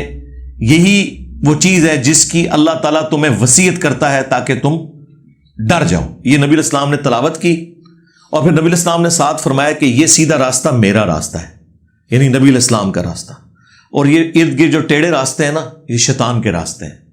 اور نبی علیہ السلام فرمایا ہر راستے کے اوپر ایک شیطان بیٹھا ہوا ہے جو تمہیں اپنی طرف بلا رہا ہے، یعنی یہ جو کہہ رہے ہیں نا ساڈے فرقے چ آ جاؤ، جنتی فرقہ ساڈا ہے، جا تواڈے بارے اللہ نبی صاحب 10 گئے نے، میں فکر رہو۔ نبی علیہ السلام فرمایا ادھر ادھر نہیں جانا، میرے راستے پہ جانا ہے۔ تو اس میں صراط الذین انعمت علیہم کے نام کے اوپر جو یہ دھوکہ دیتے تھے امت کو، وہ بھی کلیئر ہو گیا۔ نبی علیہ السلام نے فرمایا یہ تو ہم سورہ فاتحہ شروع کرتے ہیں نا، ایاک نعبد و ایاک نستعین، عبادت بھی اللہ کی، مدد بھی اللہ سے مانگنی ہے، یعنی کہ دعا بھی اللہ سے کرنی ہے، ظاہری مدد تو آپ مانگ سکتے ہیں، تو قرآن میں حکم ہے وَتَعَاوَنُوا عَلَى الْبِرِّ وَالتَّقْوَى وَلَا تَعَاوَنُوا عَلَى الْإِثْمِ وَالْعُدْوَانِ، نیکی پرہیزگاری میں ایک دوسرے کی مدد کرو، برائی میں الگ رہو۔ ظاہر دنیا کو اللہ نے اسباب کے ساتھ جوڑا ہے، پیاس بجھانے کا ذریعہ پانی کو بنایا ہے، کھانے کو ہماری بھوک مٹانے کا ذریعہ، لیکن ایک ہے دعا کرنا، وہ اللہ کے ساتھ خاص ہے۔ تو یہ کہتے ہیں جی آگے چلیں، جی آگے ہم چلتے ہیں، تو یہ آگے چلتے ہیں تو ڈائریکٹ ہی آگے چلے جاتے ہیں، بیچ میں پھر چھلانگ مار دیتے ہیں، کہتے ہیں جی صراط الذین انعمت علیہم۔ اس سے پہلے بھی ایک آیت تھی اہدنا الصراط المستقیم، کاش یہ آپ نے مانگی ہوتی تو آپ کو صراط مستقیم مل جاتا۔ آگے چلے جاتے ہیں، ہم کہتے ہیں جی آگے چلنے سے پہلے ذرا پیچھے دیکھ لیں آپ نے کیا پڑھا ہوا ہے۔ وہ کہتے ہیں نہیں صراط الذین انعمت علیہم، آیت یہ پڑھتے ہیں کہ راستہ ان لوگوں کا جن پر تیرا انعام ہوا، اور نام لیتے ہیں انڈیا پاکستان کے ان بابوں کے جو قرآن کے نازل ہونے کے 500 سال بعد 600 سال بعد آئے۔ یار ان کے تو باپ دادا کیا پردادے لکڑ دادے پیدا بھی نہیں ہوئے تھے، قرآن نازل ہوا تھا، تو یہ بیچ میں کہاں سے آگے؟ قرآن تو صراط الذین انعمت علیہم انہی کو جانتا ہے نا کہ جنہیں قرآن کہہ رہا ہے من النبیین والصدیقین والشہداء والصالحین، سورۃ النساء کے اندر۔ اور ڈیفینیٹلی کون؟ انبیاء اکرام، صحابہ اکرام اور اہل بیت۔ بعد میں تو ہر فرقے کا اپنا باب ہے۔ بریلویوں کے جو صراط الذین انعمت علیہم ہے وہ دیوبندیوں کے نزدیک مشرک ہیں، اور دیوبندیوں کے جو صراط الذین انعمت علیہم ہے وہ بریلویوں کے نزدیک گستاخ رسول ہیں۔ سامو بڑے بڑے صراط الذین انعمت علیہم، اور ہمارے صراط الذین انعمت علیہم وہ ہیں جنہیں سارے مانتے ہیں، یعنی نبی علیہ السلام، اہل بیت اور صحابہ اکرام علیہم رضوان و علیہم السلام اجمعین۔ ٹھیک ہے، تو پیچھے آپ پڑھ کے دیکھیں اہدنا الصراط المستقیم، اے اللہ ہمیں چلا سیدھے راستے پر، راستوں پر نہیں۔ ہاں کہتے ہیں جی سارے ہی حق پہ ہیں، چاروں فقہ حق کے اوپر ہیں، اور مسلح خانہ کعبے میں 4 ڈالے رکھے انہوں نے 1517 سے لے کے 1917 تک، 400 سال تک خانہ کعبے میں 4 امام تھے، حنفی شافعی مالکی حنبلی، سارے الگ الگ نماز پڑھتے تھے اور کہتے تھے چاروں امام حق پہ ہیں، تو نماز تو کٹھی پڑھو، چلو ایک حنفی پڑھا لے دوسرا شافعی پڑھا لے، نہیں، امام اپنے اپنے، مسلح اپنے اپنے، اور چاروں حق پہ ہیں۔ کیوں دھوکھا دے رہے ہو؟ کہاڑیاں بند کرو. گورا اسی لیے تو آپ کا مذاق اڑاتا ہے. یہ تو سعودی حکومت نے آ کے اٹھائے ہیں یہ مسئلے. اس پہ میری تفصیلی ویڈیو ریکارڈ ہے. 400 سال تک انہوں نے کعبے کو بھی فرقوں میں ڈیوائڈ کیا ہوا تھا. تو کہاں سے سارے حق پہ ہیں؟ بلکہ سنن ابن ماجہ میں ایک روایت جو ہے نا، یہی والی حدیث، اس میں تو نبی علیہ السلام نے 2 لکیریں دائیں کھینچی اور 2 لکیریں بائیں کھینچی، اور آپ فرمایا یہ چاروں شیطان کے راستے ہیں. ہائے ہائے ہائے. ایک کہتے چاروں حق پہ ہیں، حضور نے کہا چاروں شیطانی راستے ہیں اور بیچ میں میرے والا راستہ ہے. منو تو لگتا ہے تو ہم ہی کہہ کے گئے نا. اور اس میں اماموں کا قصور نہیں ہے، ذہن میں رکھیے گا. آج ہم کرسچینٹی کو جب کنڈیم کرتے ہیں نا، ہمیں وسوسہ بھی نہیں آتا کہ نعوذ باللہ ہم عیسیٰ ابن مریم کی توہین کر رہے ہیں. ہم ایک لمحے کے لیے بھی ان کی توہین کریں تو یہ توہین اسی طریقے سے ہے جس طرح ہم اپنے پیغمبر کی کر رہے ہیں. نعوذ باللہ من ذالک. اسی طریقے سے جب ہم حنفی، شافعی، مالکی، حنبلی فرقوں کو کنڈیم کرتے ہیں، سنی شیعہ فرقوں کو کنڈیم کرتے ہیں، تو اس سے مراد وہ بزرگ نہیں جن کی طرف انہوں نے اپنے آپ کو منسوب کیا ہوا ہے. وہ تو اس چیز سے بری ہیں. ان کا کیا لینا دینا ان کے ساتھ؟ انہوں نے ان کے ناموں کو بیچا ہے. اور جو اللہ رسول کے ناموں کو بیچ سکتے ہیں تو باقی امام تشیعی کوئی نہیں ان کے نزدیک. ان کو تو وہ سیل پہ لگا کے بیچیں گے. جنہوں نے اللہ رسول کے نام بیچ کے کھائے ہیں ان کے لیے امام حنیفہ، امام شافعی، امام مالک، امام احمد حنبل رحمہم اللہ اجمعین ورضی اللہ عنہم اجمعین وعلیہم السلام اجمعین کے ناموں کو بیچنا کوئی مسئلہ ہے ان کے لیے؟ ان کے ساتھ کیا کچھ انہوں نے منسوب کیا ہوا ہے. تو نبی علیہ السلام فرمایا یہ میرا راستہ ہے، جو درمیان والا راستہ ہے. یہ ارد گرد شیطان کے راستے ہیں اور شیطان اپنی طرف بلا رہا ہے. تو اہدنا الصراط المستقیم کی تشریح میں نے مسند احمد اور مشکات سے بیان کر دی کہ نبی علیہ السلام نے کہا وہ میرا راستہ ہے.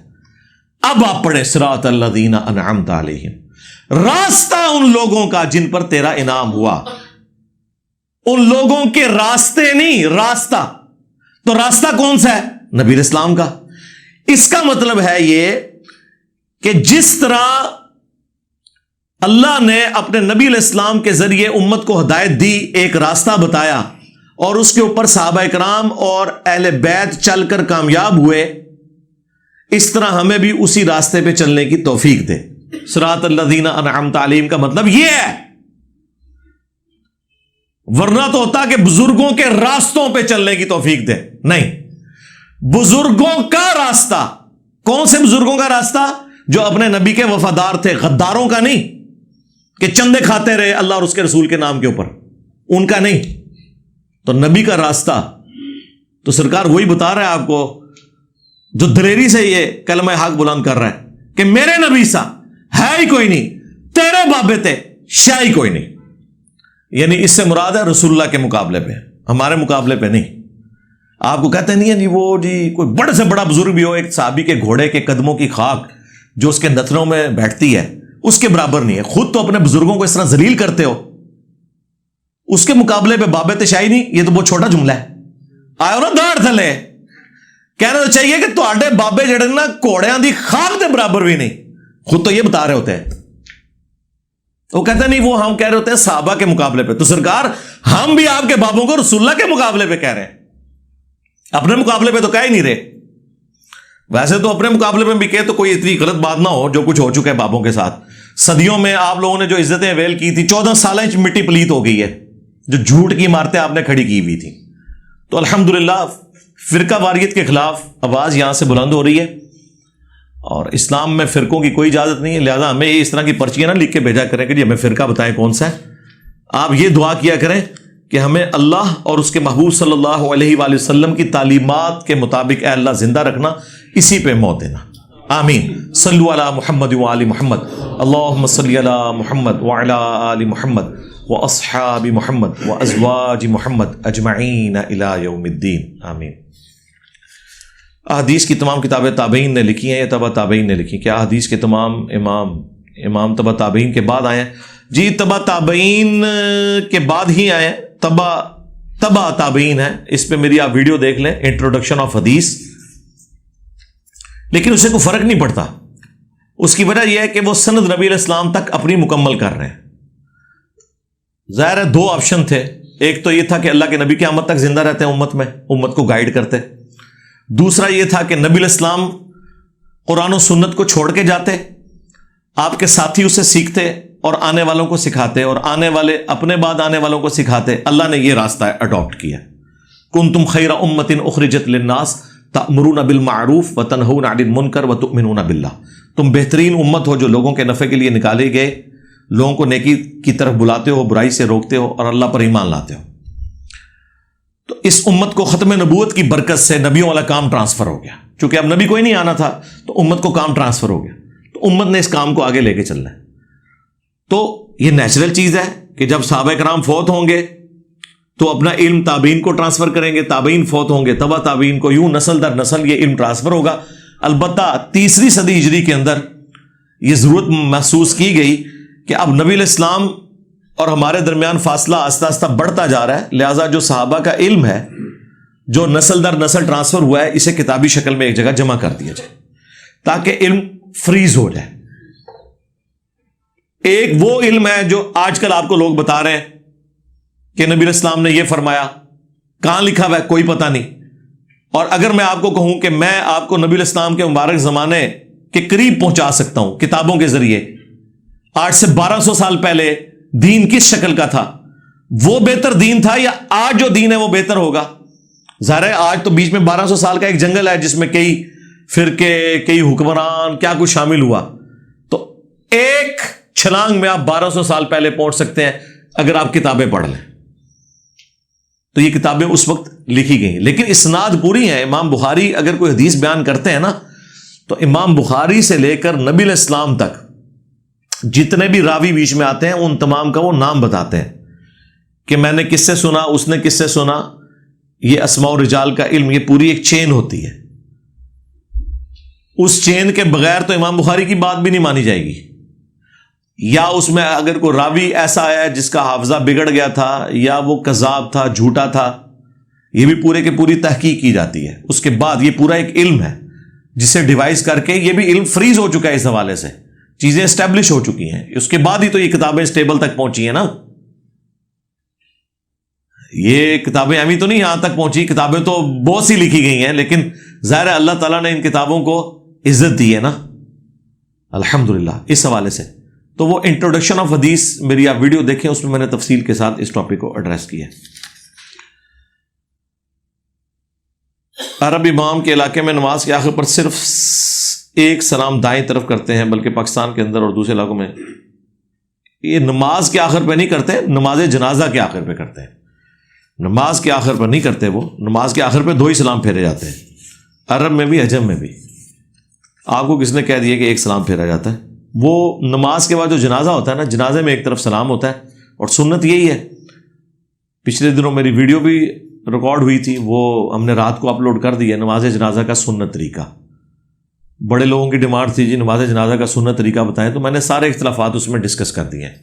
جو تقی عثمانی صاحب نے وہ ایک جنازہ سورہ فاتحہ اس میں پڑھ دی تو وہ حنفی سارے ان کے پیچھے پنجے جاڑ کے پڑھ گئے. آپ اندازہ کریں کہ جس نے پوری زندگی اپنے فرقے کی خدمت کی ہے, ایک مسئلے میں اس نے کوئی گالی نہیں نکالی اپنے فرقے کو, نہ یہ کہا کہ ہمارے فرقے والے غلط جنازہ پڑھا رہے ہیں, صرف اس نے سورہ فاتحہ جنازے میں پڑھ دی ہے تو سارے کہہ رہے ہیں انہوں کی نے شیخ الاسلام بنایا ہے. ہاں اور تسی بنایا سی, تہاڈا شیخ الاسلام سی نا. تو اگر شیخ الاسلام کی یہ حالت ہے کہ وہ ایک مسئلے میں اختلاف نہیں کر رہا, وہ کہہ رہا ہے آپ بھی ٹھیک ہو لیکن یہ بہتر ہے کیونکہ بخاری میں آ گیا ہے کہ سورہ فاتحہ جنازے میں پڑھنا سنت ہے, تو میں نے اپنے بھائی کے جنازے میں پڑھ لی. انہوں نے کہا نا انجتے نہیں. اور تقی عثمانی صاحب کے ساتھ جو ہو رہی ہے وہ بالکل ٹھیک ہو رہی ہے. اس کی وجہ ہے کہ جب تک آپ فرقے کا دفاع کریں گے نا, آپ کے ساتھ یہی کچھ ہوگا, بھائی جڑے بڑوں باہر نکلو کو جی ایسی تیسی تھوڑے بابیاں دی, میں وہ تکاں گا جو قرآن و سنت نے لکھے ہے, ٹھیک ہے. ورنہ انہوں نے آپ کی عزت تو پھر بھی کوئی نہیں کرنی ہے. دیکھ لیں ایک مسئلے میں انہوں نے کس طرح ہنگامہ کھڑا کیا ہے پوری دنیا کے اندر. انہوں نے کہا جی دیکھو جی یہ حدیثیں باقی لوگوں کو نہیں پتہ چلی. تو ایک دروازہ الحمدللہ انہوں نے اس دور کے اندر اپنے فرقے میں کھولا. ویسے تو ہم نے ان کے دروازے ہی توڑ دیے ہیں, کھولنے والی تو بات ہی کوئی نہیں رہی ہے. انہوں تو ننگے ہو کے سارے نظر آ رہے ہیں, لیکن چلے اپنے فرقے میں اگر کوئی پاگل تھے جو جن کے سامنے کھلے ہوئے دروازے تھے اور جان بوجھ کے انہوں نے اپنی آنکھوں کے آگے کوئی پردہ کیا ہوا تھا, تو ان کو بھی اب نظر آ گیا کہ تمہارے اپنے ابے نے مان لیا ہے. اب فکر کرو کہ تمہارے اپنے ابوں کے جو جنازے میں ان کا کیا بنے گا. ٹھیک ہے. شیخ احمد سرندی جسے یہ مجدد الافسانی کہتے ہیں, اس نے مکتوبات میں لکھا ہے کہ جب سے میں نے یہ حدیث پڑھی ہے نا بخاری مسلم کی, لا صلاۃ لمن لم یقرأ بفاتحۃ الکتاب, جو سورہ فاتحہ نہیں نماز میں پڑھتا اس کی نماز ہی درست نہیں ہے, تو میں اس وقت سے نا ڈر گیا ہوں اپنی نمازوں کے بارے میں. کوشش کرتا ہوں میں امام خود ہی بنوں, چونکہ میں حنفی ہوں تو حنفی تو امام کے پیچھے فاتحہ نہیں پڑھتے, تو مجھے خطرہ لگا رہتا ہے پتہ نہیں میری نماز ہو رہی ہے نہیں, تو میں کوشش کرتا ہوں کہ میں نماز خود پڑھاؤں تاکہ فاتحہ تو پڑھوں. او ماموں پارٹی پچھلا دن نماز بھی کوئی فکر کر رہا, اپنی نماز ہی تمہیں فکر ہے. کتنے یہ خود غرض ہیں. یہاں کو کہتے ہیں ہم اپنے مریدوں کو جنت میں لے کے جائیں گے, اور ادھر ہی تم لوگوں کے ساتھ دو نمبریاں کر رہے ہیں. وہ کہہ رہے ہیں ہمیں اپنی نماز کی فکر ہے, ہم امامت کروائیں گے. اور یہ کون ہے جسے دیوبندی اور بریلوی کہتے ہیں 1000 سال کا مجدد الافسانی شیخ احمد سرندی, یہ خود اپنے بارے میں لکھ رہا ہے. مجھے بتائیں ان لوگوں کے کردار کیا ہے, خود پڑھیں. وہ کہہ رہا ہے منو اپنی ٹینشن لگی ہے کہ چلو یار میں جماعت کراواں, میں نے فاتحہ پڑھانا, یعنی میرے پچھلے جان پہاڑ چ, اور پچھلے اسی پہ امید لگا کے بیٹھے تھے, اور تو لکھ کے دس رہے ہیں کہ میں تو 2 نمبر اتنے پہ کرنا آگے, تو میں تمہیں ویسے ہی. یہ حالت ہے ان کی. ہاں جہری نماز جو ہے نا جس میں امام بلند آواز سے کرتا ہے, اس میں مقتدی کا سن لینا کافی ہے, کیونکہ سننا پڑھنے کے حکم میں داخل ہے. لیکن سر جاری رکھتے ہیں تو صرف 6 ہیں, 17 میں سے 6 رکھتے جاری ہیں فرض کی, 11 تو ساری سرن ہے. ظہر کی 4 کی 4, عصر کی 4 کی 4, مغرب کی آخری 1 اور عشاء کی آخری 2, یعنی جو 17 رکھتے فرض ہے نا, 2 فجر, 4 ظہر, 4 عصر, 3 مغرب اور 4 عشاء, ان 17 میں سے 11 میں فاتحہ آپ نے امام کے پیچھے پڑھنی ہوتی ہے, جس میں امام خاموشی سے پڑھ رہا ہوتا ہے, یعنی آہستہ آواز میں. خاموشی سے تو نماز ہوتی نہیں ہے, زبان ہلنا تو ضروری ہے, اپنا سننا تو ضروری ہے. یہ اس میں بھی نہیں پڑھتے, دکانوں کے حساب کرتے ہیں زور اثر میں. ظاہر ہے زور اثر چاروں رختوں میں کچھ بھی نہیں کرنا کرانا. اور یقین کریں عام آدمی زور اثر میں سورہ فاتحہ اور سورت پڑھتا ہے جب تک کہ اسے مولوی نہ کاٹ لے اور اسے بتائے کہ نہیں پڑھنی. آپ میں سے بھی اکثر لوگ ہوں گے, آپ کو نہیں پتا ہوگا, زور اثر میں بھی پڑھتے رہے, اور پھر کو مولوی کاٹتا ہے آپ کو, کہتا نہیں ادھر ہی چھڑ دو, حالانکہ عقل نہیں کام کرتی. یار اگر چھڑ دیے تو کیا کریے, دکان تو صاف کریے.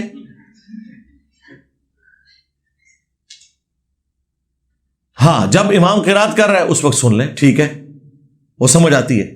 تو یہ لوگ تو بالکل فاتحہ کے دشمن ہیں. تو آپ دیکھیں تقی عثمانی صاحب نے فاتحہ کیا پڑھی ہے, وہ سارے ان کے دشمن ہو گئے. تو کہتے ہیں کتنے تھا شیخ الاسلام ہے. اس لیے میں نے اپنے اسٹوڈنٹس کو کہا تھا کہ ان کے ساتھ 0 کمپرومائز ہے. وہ جو قرآن میں آیا نا کہ جب تک تم یہود و نصارہ کی ملت پہ نہ آ جاؤ یہ تم سے راضی نہیں ہوں گے. کسے کہا گیا؟ صحابہ کرام کو. صحابہ کو بھی یہ فہم تھا کہ یار ہم حضرت عیسیٰ کی اتنی عزت کرتے ہیں, حضرت موسیٰ علیہ السلام کی اتنی عزت کرتے ہیں, تو یہودی اور نصرانی ہم سے کیوں بغض رکھتے ہیں؟ کامن ٹرمز میں تو اکٹھے ہو جائیں ہمارے ساتھ. لیکن قرآن نے کہا کہ یہ جب تک تم ان کی ملت پہ نہیں آ جاتے نا اس وقت تک انہوں نے تم سے راضی نہیں ہونا. اور آپ لوگ بھی یاد رکھیں جب تک آپ ان فرقوں کی ملت پہ نہیں آ جاتے نا, اور 100% ایک مسئلے میں بھی اختلاف کریں گے اٹھا کے پرے پھینکیں گے آپ کو. مجھے خود طارق جمیل صاحب نے بتایا, ایک دفعہ نہیں, ایک دفعہ تو برف سے نفیس سامنے بیٹھ کے فون پہ کئی دفعہ بتا چکے کہ میں نے جب یہ حدیث بیان کی من کنت مولا فہذا علی مولا, جس کا مولا میں اس کا مولا علی. یہ حدیث تو اہل سنت کے یہاں پائی جاتی ہے, حدیث متواتر ہے, جامع ترمذی میں ہے, مسند احمد میں ہے, سنن نسائی الکبریٰ کے اندر موجود ہے, اور کئی کتابوں میں. تو کہتے ہیں میرے اپنے فرقوں کی جو دہشت گرد تنظیمیں ہیں نا, ان کے مولویوں نے مجھے فون پہ قتل کی دھمکیاں دی. اختلاف رائے نہیں سرکار, قتل کی دھمکیاں. طارق جمیل صاحب نے میرا خیال کبھی مکھی بھی نہیں ماری ہوگی. ان سے تو ہندو بھی خوش ہیں, جس طرح کی وہ میٹھی توحید بیان کرتے ہیں. وہ انبیاء والی توحید نہیں ہے, وہ ہندو یہودی عیسائی ان کے والی توحید ہے. انبیاء والی توحید میں نا آپ نے پھر ننگی تلوار کی طرح توحید بیان کرنی ہے. ہاں چاند اللہ نے بنایا, سورج اللہ نے بنایا, یہ سارے مانتے ہیں. جیسے ہی آپ کہیں گے نا مانگنا اللہ سے ہے, قبر میں مرا ہوا اپنے لیے کچھ نہیں کر سکتا, تمہارا کیا کرے گا, ادھر ہی آپ دیکھیں آپ کو یہ آپ کے مجمع بھی چھٹ جائیں گے. اور اگر آپ یہ توحید بیان نہیں کر رہے تو بس چھوڑ دیں, پھر وہ توحید ہو ایک اس طرح کی توحید اللہ کو مطلوب ہی نہیں ہے کہ آپ صرف اتنی توحید بیان کریں. نبی علیہ السلام دنیا میں اس لیے نہیں آیا کہ ادھوری توحید بیان کریں. لیکن میں آپ کو بتاؤں کہ انہوں نے اپنے فرقے سے اختلاف نہیں کیا. یہ نہیں ہے کہ دیوبندی مانتے ہیں کہ یہ حدیث غلط ہے, کہتے ہیں حدیث ٹھیک ہے لیکن ساری صحیح گلاں کرنی بھی تو نہیں چاہیے دیاں. ہاں بس وہی گل ہے, دوسرے نو تقویت ملتی ہے. اس سے آپ اندازہ لگا لیں ان کا دین سے کوئی تعلق نہیں ہے. ان کا ٹوٹل دین یہ ہے کہ کس چیز سے دوسرا ناراض ہوتا ہے وہ ہم نے بیان کرنی ہے, اور کس سے اپنا خوش ہوتا ہے ہم نے وہ بیان کرنی ہے. ہاں دیکھیں نا ان کی دکانیں پھر کیسے بند ہوئی ہیں. وہ آپ نے وہ دیکھی ہے, وہ ایک اینیمیشن, وہ کارٹون ٹائپ ایک جو بھائی نے بنائی ہے. ہاں 4 دکانیں جڑی ہیں ڈگیاں نے. ہاں تو یہ ایسے ہی ہوا ہے نا. علی بھائی کوئی بھی گناہ کو چھوڑنے پر کیا اجر ملتا ہے؟ سب سے بڑا اجر تو یہ ہے کہ اللہ تعالیٰ آپ سے راضی ہو جاتا ہے. اس سے بڑا تو کوئی اجر ہی نہیں ہے. اللہ تعالیٰ کہتا ہے کہ میں بھی تواب ہوں. اللہ بھی توبہ قبول کرنے والا بھی ہے, توبہ فرمانے والا بھی ہے. جب بندہ اللہ کی طرف توبہ کرتا ہے تو اللہ بندے کی طرف توبہ کرتا ہے. توبہ کہتے ہیں رجوع لانے کو. تو وہ اس سے بڑا اور کیا اجر ہو سکتا ہے؟ پھر سورۃ الفرقان کی آیت نمبر 70 میں آیا کہ اگر کوئی سچی توبہ کر لے ہم اس کے گناہوں کو بھی نیکیوں سے بدل دیں گے. اس سے بڑا کوئی اجر ہو سکتا ہے؟ آپ سوچ لیں, کوئی شخص کہنا میں نے یہ گناہ چھوڑا, اس پہ مجھے بڑے سے بڑا اجر کون سا ملے گا؟ ہمارے لیے تو سب سے بڑا اجر یہ ہے کہ اللہ راضی ہو گیا. لیکن آپ کی نظر میں اس چیز کو چھوڑ کے سب سے بڑا اجر کیا ہو سکتا ہے؟ کہ اللہ تعالیٰ پرانے گناہوں کے اوپر مواخذہ نہ کرے. لیکن اللہ تو اس سے بڑا پیکیج آفر کر رہا ہے سورۃ الفرقان کی آیت نمبر 70 پہ. اور وہ آیت کے اندر اللہ تعالیٰ نے کچھ چھوٹے گناہ نہیں گنوائے, بڑے گناہ. زنا, قتل ناحق اور شرک. شرک تو سب سے بڑا گناہ ہے. ان 3 گناہوں کا ذکر کر کے اللہ نے کہا کہ ان سے بھی کوئی معافی مانگ لینا, ہم نہ صرف گناہ کو معاف کریں گے بلکہ جتنے گناہ کیے تھے نا اس کے بدلے میں اتنی نیکیاں لکھ دیں گے. تو سرکار اور کیا اجر چاہیے؟ سبحان اللہ وبحمدہ عدد خلقہ ورضا نفسہ وزنۃ عرشہ ومداد کلماتہ. اللہم انی اسألک بانک انت اللہ لا الہ الا انت الاحد الصمد الذی لم یلد ولم یولد ولم یکن لہ کفوا احد وإلہکم الہ واحد لا الہ الا هو الرحمن الرحیم. الف لام میم. اللہ لا الہ الا هو الحی القیوم. اللہم صلی علی محمد وعلی آل محمد. اللہم ربنا آتنا فی الدنیا حسنہ وفی الآخرة حسنة وقنا عذاب النار. ربنا آتنا من لدنک رحمہ وہیئ لنا من امرنا رشدا. لا الہ الا انت سبحانک انی کنت من الظالمین. حسبنا اللہ ونعم الوکیل. اللہم اغفر لحینا ومیتنا وشاہدنا وغائبنا وصغیرنا وکبیرنا وذکرنا وانثانا. اللہم من احییتہ منا فاحیہ علی الاسلام ومن توفیتہ منا فتوفہ علی الایمان. اے اللہ جن جن بھلائیوں کا سوال تیرے محبوب صلی اللہ علیہ وآلہ وسلم نے تجھ سے کیا, ہمارے حق میں, ہمارے ماں باپ کے حق میں, ہمارے بیوی بچوں کے حق میں, پوری امت کے حق میں قبول و منظور فرما. جن جن چیزوں کے شر سے تیرے محبوب علیہ السلام نے تیری پناہ طلب کی, تمام مسلمانوں کو ان چیزوں کے شر سے اپنی پناہ عطا فرما. بالخصوص کشمیر, انڈیا, چائنا, فلسطین, یمن, عراق, شام, افغانستان اور پاکستان میں بھی جو سیلاب زدگان ہیں, جہاں کہیں مسلمان یا انسانیت کس پرسی کی زندگی گزار رہی ہے, اے اللہ غیب سے ان کی عزت, آبرو, جان و مال کی حفاظت فرما. حاضرین کے دلوں میں جو جو نیک اور جائز دعائیں ہیں قبول فرما. حاضرین کے جو چھوٹے بڑے رشتہ دار فوت ہو چکے ہیں اللہ ان کی مغفرت فرما. اے اللہ ہمیں اپنی موت سے پہلے قبر و آخرت کی تیاری کرنے کی توفیق عطا فرما. سبحان ربک رب العزت عما یصفون وسلام علی المرسلین والحمد للہ رب العالمین. وصلی اللہ علی النبی الکریم وعلی آلہ واصحابہ اجمعین الی یوم الدین.